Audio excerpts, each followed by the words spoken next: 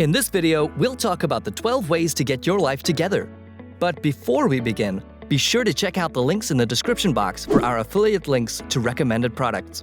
And if you haven't yet, don't forget to hit that subscribe button to the Psychology Pub YouTube channel. There comes a point in our lives when we'll need to make some changes. It could be because of the need to get out of a difficult situation. Others do it to further improve their life. Some people, however, just need some growing up to do. Whatever the reason may be, these changes are necessary to get your life together.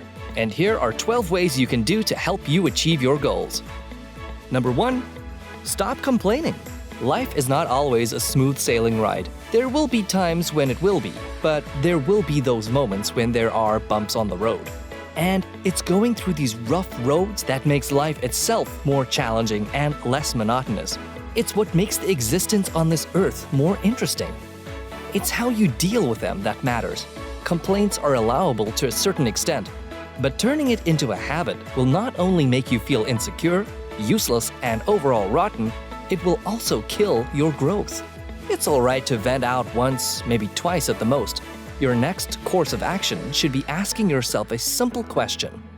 What are we going to do about this?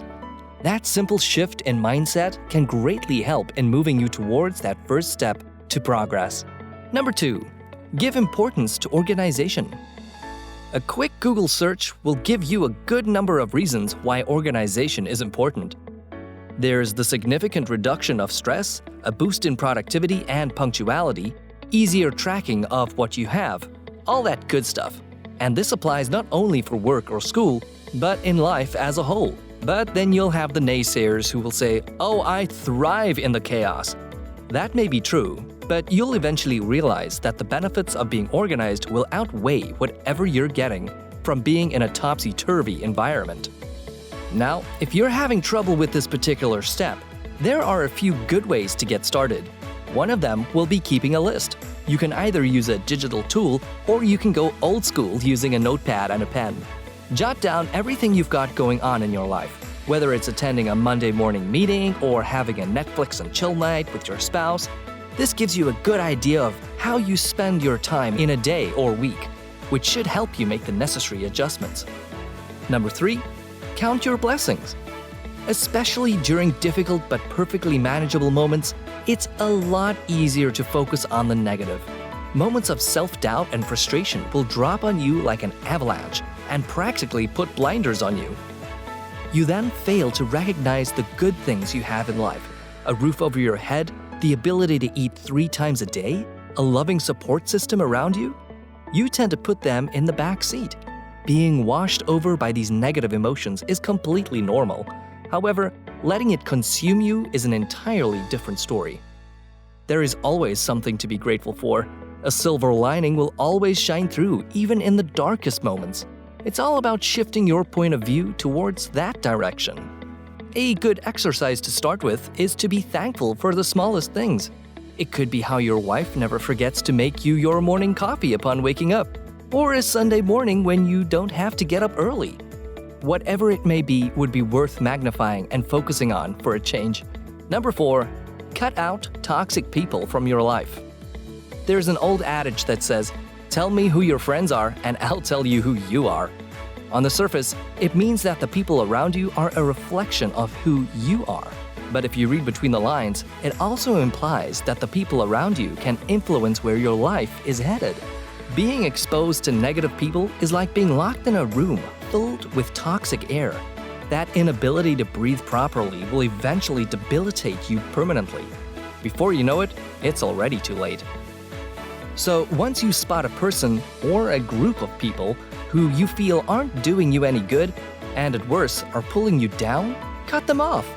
And as hurtful as it may be, family members can also do this. Don't hesitate to do the same. Number 5. Follow your passion. First question. What is the one thing that you're passionate about? As a grown adult watching this, you likely have a straight answer to that. Now, the follow-up. Are you able to do it? If your answer is yes, give yourself a pat on the back. If your answer is no, then you may want to do some thinking. More questions. Do you want to be on your deathbed thinking about the should've, could've, would'ves? Do you want to end up telling yourself, I should have gone to art school instead? We have a finite time in this world, a limited amount of breaths to take. Letting complacency take over is a wasted opportunity. Do yourself a favor and follow your dreams, whatever it is you're passionate about. Give yourself that joy of waking up in the morning knowing that you're living your best life. For some of you, it may be a long, arduous road to get to the top, but you'll thank yourself later. Number 6, work hard and work smart. Nothing beats hard work. If you're in a competition, it's the one thing that potentially separates you from your opponent. It's why Mike Tyson chose to train during the wee hours of the night during his prime years. It gave him the extra satisfaction of knowing he was putting in the work, as his opponent was sound asleep. But along with hard work is the concept of working smart. As a prize fighter, it would be a futile and dangerous idea to be sparring hard all the time. Not only are you preventing your body from healing, you're also opening yourself up to concussions and long-term brain injury. Some people would put more value in working smart.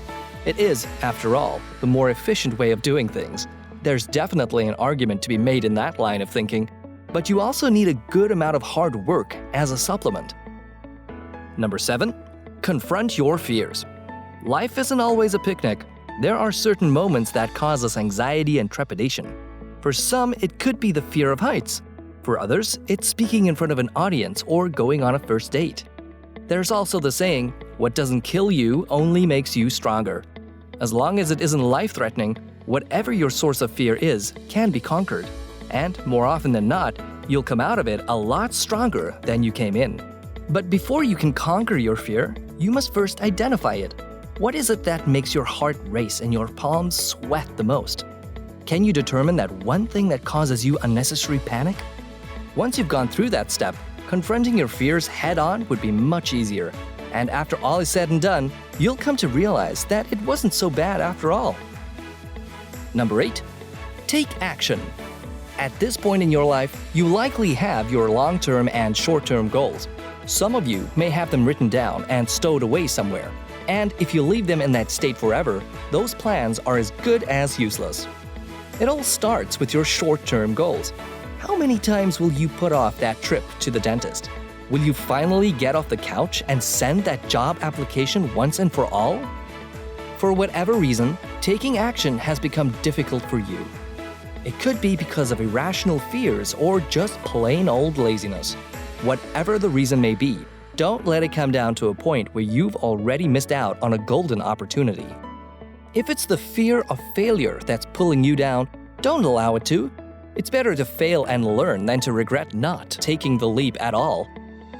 Number 9, develop a routine that works for you. How do you go about your day? Do you have a set routine that you follow? Or do you just go through each passing hour aimlessly without anything planned? If you're doing the latter, you may want to rethink how you approach your daily life. Following a routine takes away some of the pressures that lie ahead. Instead of constantly worrying about them, you're able to find ways to deal with them a lot better. Perhaps it's breaking tasks down into smaller, more manageable chunks, or it could be psyching yourself for a big, important meeting. Having a routine also helps out in planning your day or week. Having Thursdays and Sundays as your workout rest days, for example, keeps you from getting burnt out. A daily routine doesn't need to be complicated, you just have to make it work for you. Number 10, avoid being a perfectionist. As the old saying goes, to err is human. Regardless of your expertise, there will come a point when you'll stumble and make a mistake. And that's okay. Perfection is a mere pipe dream that you'll only achieve in test scores in school.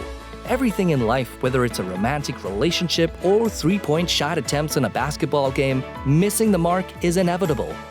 It's how you improve and learn that matters more. You don't need massive strides all the time. If you happen to be in a tough spot, you can inch your way out of the hole until you finally come out of it. Small movements are better than no movements at all. Striving for perfectionism will only give you endless frustration.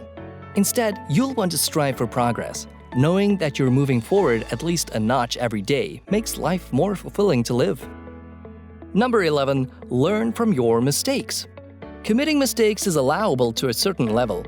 Failing to learn from them and make the necessary changes to improve is when it becomes a problem.